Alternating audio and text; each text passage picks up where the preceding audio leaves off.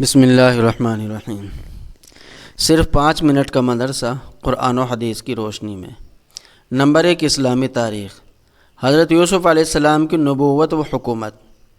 اللہ تعالیٰ نے حضرت یوسف علیہ السلام کو ایمان و توحید اور وحی کی برکتوں سے نوازا تھا۔ اگرچہ شروع میں مال و دولت، دنیاوی ترقی اور شہری زندگی انہیں حاصل نہیں تھی اور دیہات کے سادہ اور بے تکلف زندگی گزارتے تھے، مگر قدرت الہی کا کرشمہ دیکھیے کہ دیہات کے رہنے والے اپنی خواہش و مرضی کے بغیر مصر جیسے تہذیب و تمدن والے ملک میں پہنچ گئے اور امتحان و آزمائش کے مختلف مرحلوں سے گزرتے ہوئے وہاں کے بادشاہ کے پاس پہنچ گئے۔ پھر ایک مرتبہ بادشاہ کے ایک خواب کی تعبیر بتانے کے بعد ملک مصر کی صورتحال کا تذکرہ کرتے ہوئے فرمایا، قحط سالی کے اس دور میں حکومت کو کامیابی کے ساتھ چلانے اور تباہی سے نکالنے کی تدبیر اور ملک کی ترقی، گرتی ہوئی معیشت کی حفاظت کرنا میں جانتا ہوں۔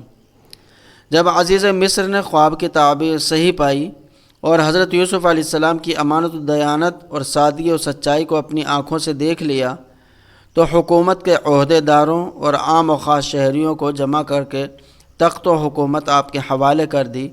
آپ کی دعوتی کوششوں سے بادشاہ نے ایمان قبول کر لیا اور پورا خاندان مصر میں آباد ہو گیا۔ اس طرح نبوت کے ساتھ انہوں نے مصر پر 80 سال تک کامیاب حکومت کرتے ہوئے 120 سال کی عمر میں انتقال فرمایا۔ نمبر 2، حضور صلی اللہ علیہ وسلم کا معجزہ، سوکھے تھن کا دودھ سے بھر جانا۔ حضرت معبد رضی اللہ عنہ فرماتی ہیں کہ ہجرت کے سفر کے دوران رسول اللہ صلی اللہ علیہ وسلم کا گزر میرے پاس سے ہوا۔ آپ کا سامان ختم ہو چکا تھا، میرے پاس بھی کچھ نہیں تھا، البتہ ایک کمزور سی بکری تھی۔ آپ کی نظر اس بکری پر پڑی تو آپ نے فرمایا، کیا تم اجازت دیتی ہو کہ میں اس کو دوہ لوں؟ میں نے عرض کیا، ٹھیک ہے۔ بس آپ کا اس بکری کے تھن پر ہاتھ پھیرنا ہی تھا کہ وہ دودھ سے بھر گیا اور بہنے لگا۔ تمام لوگوں نے خوب پیا، اور جب معبد رضی اللہ عنہ گھر آئے تو دودھ دیکھ کر پوچھا، معبد یہ کیا ہے؟ میں نے جواب دیا، ہمارے پاس سے ایک بہت ہی بابرکت آدمی کا گزر ہوا ہے، یہ خیر و برکت اسی کی وجہ سے ہے۔ نمبر 3، ایک فرض کے بارے میں، اولاد کی میراث میں ماں باپ کا حصہ۔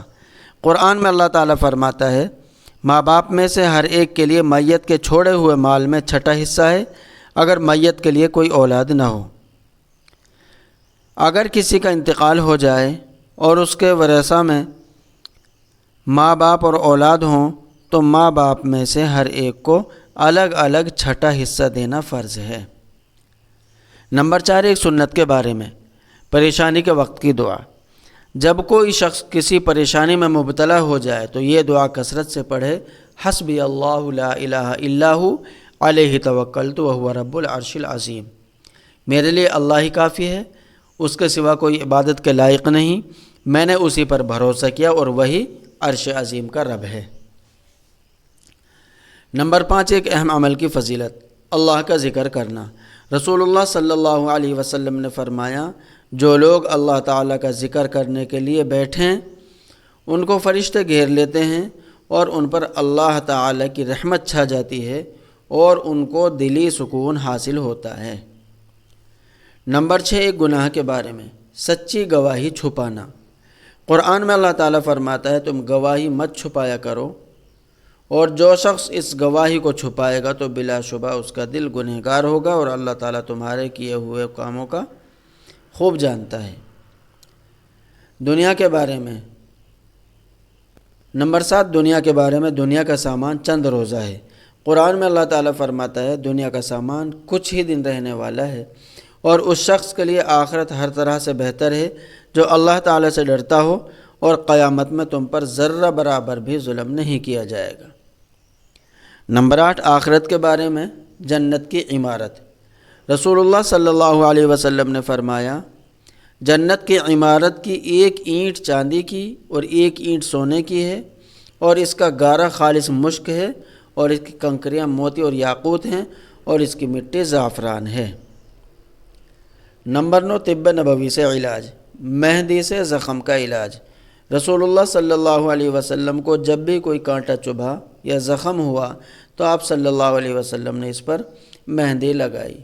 فائدہ: مہندی جراثیم کو ختم کرتی ہے، جلن اور سوجن کو دور کرتی ہے، نیز اس میں دوسرے بھی بہت سے فوائد ہیں۔